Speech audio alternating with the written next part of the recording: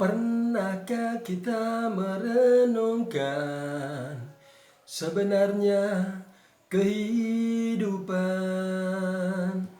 Assalamualaikum warahmatullahi wabarakatuh. Teman-teman dan sahabat-sahabat semuanya, marilah kita selalu merenungkan dan memikirkan akan kehidupan ini. Saat ini marilah kita memikirkan tentang minuman madu. Minuman madu ini pada dasarnya adalah sunnah, sebagaimana minuman yang dibiasakan oleh Rasulullah SAW. Dan oleh karena itulah, nah ini saya akan membuka suatu madu GN13. Nah ini bahwasanya madu ini madu yang sangat murni atau murni lah, ini madu yang murni. Teman-teman dan sahabat-sahabat semuanya, bisakah membedakan antara madu murni dengan madu asli? Kalau madu murni itu jelas asli. Kalau asli belum tentu murni. Nah, oleh karena itulah ini yang membedakan antara madu asli dan madu murni. Ini perlu diketahui. Nah, begini teman-teman. Kalau madu asli itu saya kebetulan pernah melihat dengan mata saya sendiri, Waktu itu saya ada di keluar ada di lereng Gunung Kawi sana itu. Nah, kemudian ada orang yang beternak madu itu di bunga-bunga kopi. Nah, itu disemprotin itu di daun-daun itu, di pinggir-pinggirnya kembang-kembang atau bunga itu disemprotin. Begitu saya tanya, disemprotin dengan gula. Nah, tentunya si lebah ini sendiri akan memakan gula tersebut. Nah, kemudian diproseslah mungkinnya dengan tentunya dengan lebahnya, sehingga menghasilkanlah madu kan begitu. Nah, itu jadi itu yang dikatakan bedanya asli dengan murni. Kalau asli itu yaitu tadi memang betul dia asli keluar dari lebah itu, namun dikasih makan, sahabat dan teman-teman. Nah, kalau madu murni tanpa ada kasih makan apa, jadi murni daripada proses lebah itu sendiri. Jadi dia mencari bunga-bunga, dia mencari sari-sari bunga, kemudian diproses tentunya oleh lebah itu sendiri, kemudian menjadilah suatu madu. Nah, ini yang menjadikan madu. Nah, oleh karena itulah teman-teman, madu GN13 ini saya berani meyakinkan dan merekomendasi bahwasanya madu ini insya Allah madu ini bisa dipertanggungjawabkan. Madu ini bisa diyakinkan. Kenapa saya katakan demikian? Karena saya sudah melihat daripada yang memberikan presentasi itu sendiri, namanya Mas Slamet apa kalau nggak salah, saya lupa ingat ya. Nah, itu saya berani meyakinkan bahwasanya insya Allah amanah, insya Allah beliaunya amanah. Nah, oleh karena itulah ini madu yang murni insya Allah menjadikan suatu minuman kesehatan. Nah, kebetulan banyak testimoni daripada madu GN13 itu sendiri.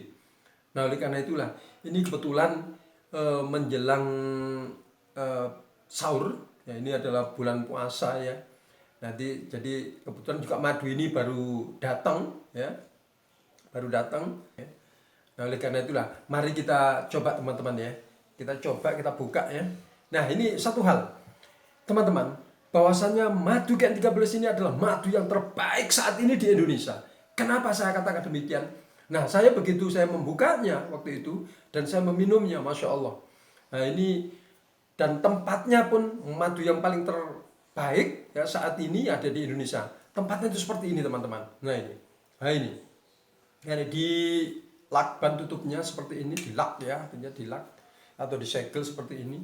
Nah, kemudian botolnya juga bagus Saya melihat saat ini tempat madu yang terbaik saat ini di Indonesia Oleh karena itulah mari kita buktikan saya sudah siapkan ini. Coba kita buka nih, sekarang kita buka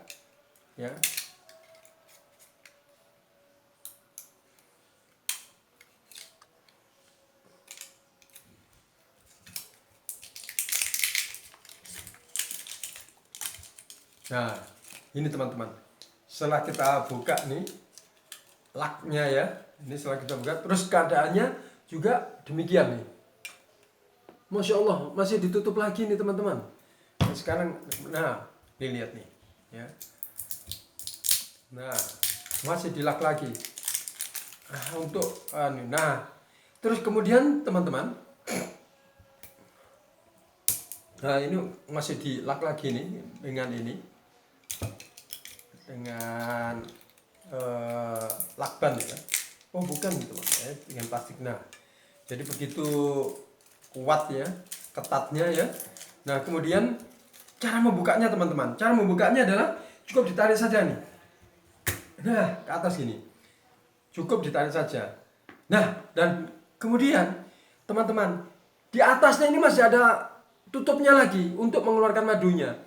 Jadi saat inilah yang saya katakan bahwasanya madu yang paling baik saat ini ada di Indonesia. Ya, nggak tahu kalau di dunia ya. Ini tempatnya ini sangat baik ini teman-teman ya. Nah, coba ini kita buktikan, kita ngeluarin madu dari ininya. Nah, coba saya ambil sendok dulu.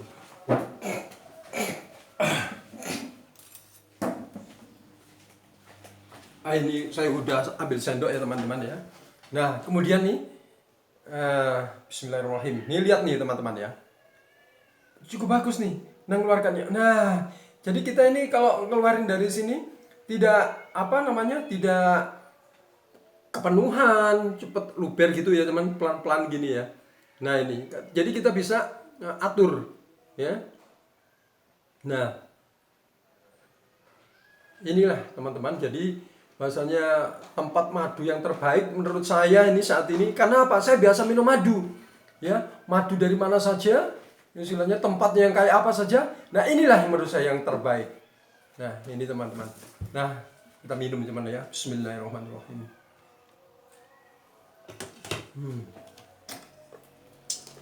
Masya Allah.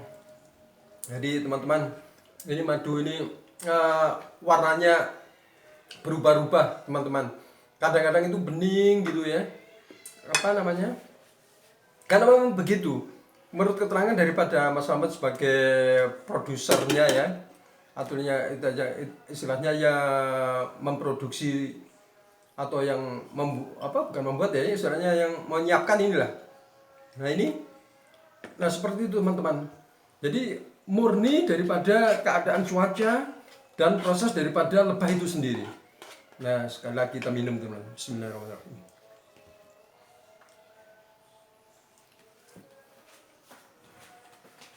Alhamdulillahirrahmanirrahim. Nah ini teman-teman, kebetulan ini persiapan mau sahur ya. Jadi mau sahur kita udah siapkan juga nih. Nah kurma nih teman. Nah Masya Allah, makan kurma dulu. Sunnah juga ini teman-teman. Ini juga sunnah. Ini juga minum susu teman-teman ya. Minum susu. Alhamdulillahirrahmanirrahim. Nah, mari kita lihat ya, daripada testimoni daripada beberapa orang. Di antaranya adalah Profesor Dr. Egy Sujana ya. Nah itu masih banyak hal lagi orang yang memberikan testimoni dengan sebenarnya.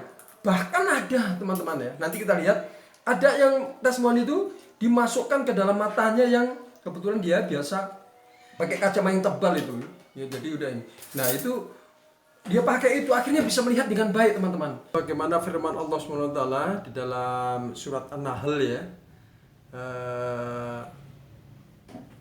ayat 68 sampai dengan 69 ya.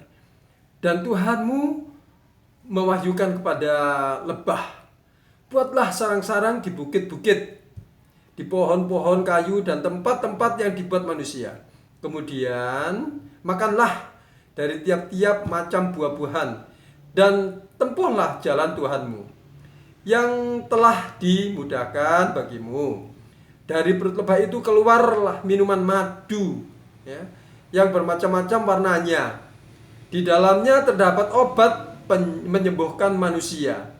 Sesungguhnya pada yang demikian itu benar-benar terdapat tanda kebesaran Allah bagi orang-orang yang berpikir. Nah demikianlah sebagaimana termaktub di dalam firman Allah SWT, firman ya, dalam surat An-Nahl ayat 68 sampai dengan 69. Nah oleh karena itulah bahasanya memang madu ini sangat bermanfaat ya untuk penyembuhan tadi sebagaimana yang difirmankan oleh Allah Subhanahu wa taala.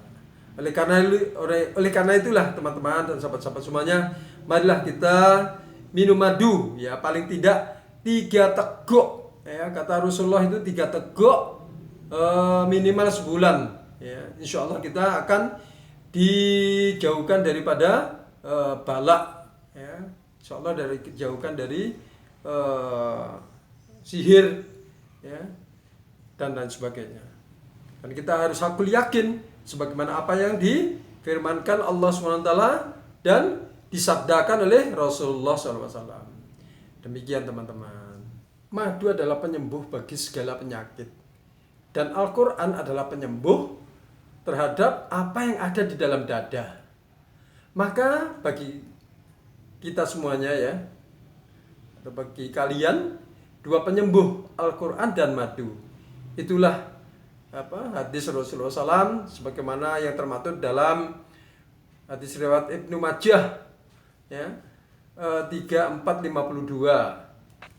Nah, insya Allah mulai sekarang kita minum madu 3 teguk setiap bulannya ya teman-teman ya, minimal ya. Syukur-syukur madu dikonsumsi setiap hari ya, 1 sendok bangun tidur dan sebelum tidur. Insya Allah kalau kita sering minum madu ya, dijauhkan dari balak dan insya Allah dijauhkan dari sihir atau nggak kena sihir ya, insya Allah. Nah, demikianlah teman-teman, mudah-mudahan kita diberikan kekuatan oleh Allah SWT untuk meminum madu. Demikian. Oleh karena itulah teman-teman, saya rasa itu saya cukupkan sementara untuk sekian dulu. Mudah-mudahan kita selalu diberikan oleh Allah SWT rahmat, hidayah, taufik dan inayahnya ya dalam puasa ini. Semoga amal ibadah kita diterima oleh Allah SWT. Wabillahi taufik wal hidayah. Wassalamualaikum warahmatullahi wabarakatuh.